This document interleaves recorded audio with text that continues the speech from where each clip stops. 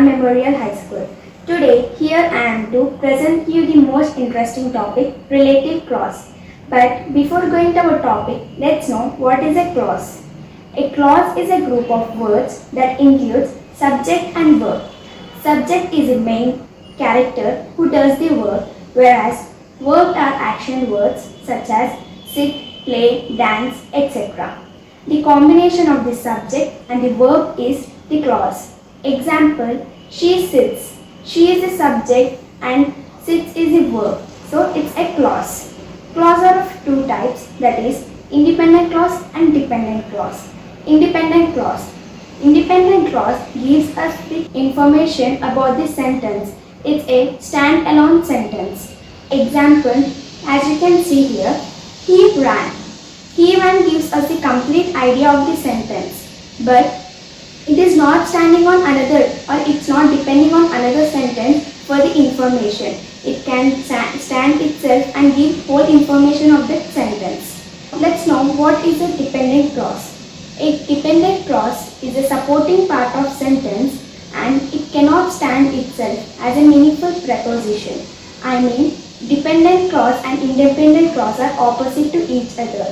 Whereas dependent clause is a supporting part. It is dependent on another sentence for the information and it doesn't give us the total information of the sentence. It is depending on another sentence. Example, as you can see here, when the president arrives. When the president arrives is not a complete sentence. When the president arrives, we don't know it. And before what happened and after what happened, we don't know. It is like a question and we are not getting a complete idea. It's depending on another sentence for the information. So it's a dependent clause. We are clear with clause, dependent clause and independent clause. Now let's know what is a relative clause.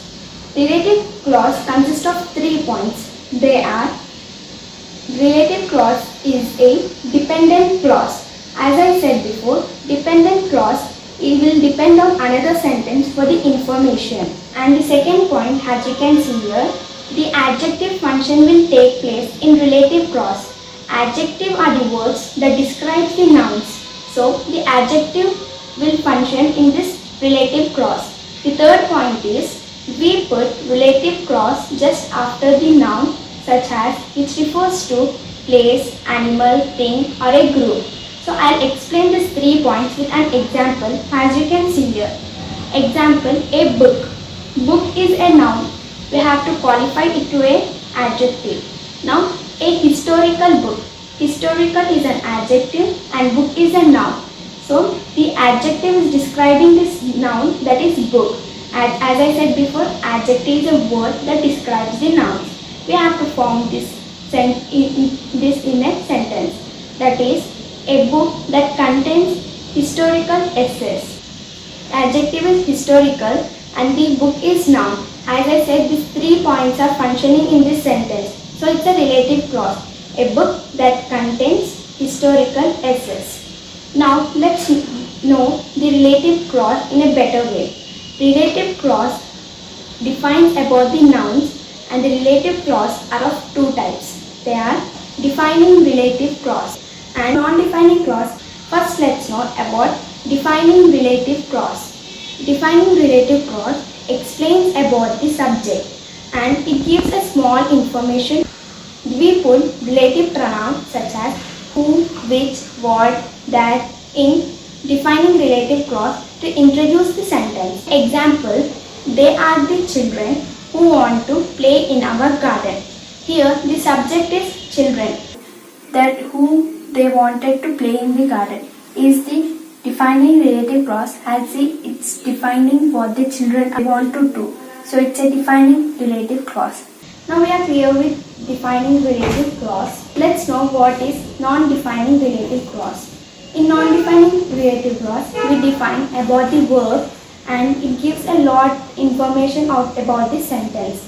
We use relative pronouns in defining clause, but in non-defining clause, we are not using relative pronouns. It is used at the situations. Example, as you can see here, Suresh, a good, smart, intelligent boy, had left the school just now. Suresh, a good, smart, intelligent boy, has left the school just now.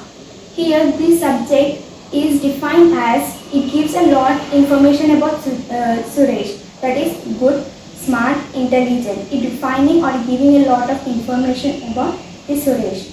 And the verb is that he left the school just now is the verb. As you can see here, the sentence is divided by commas. So yes, the non-defining related clause are separated by commas and hyphens. Thank you.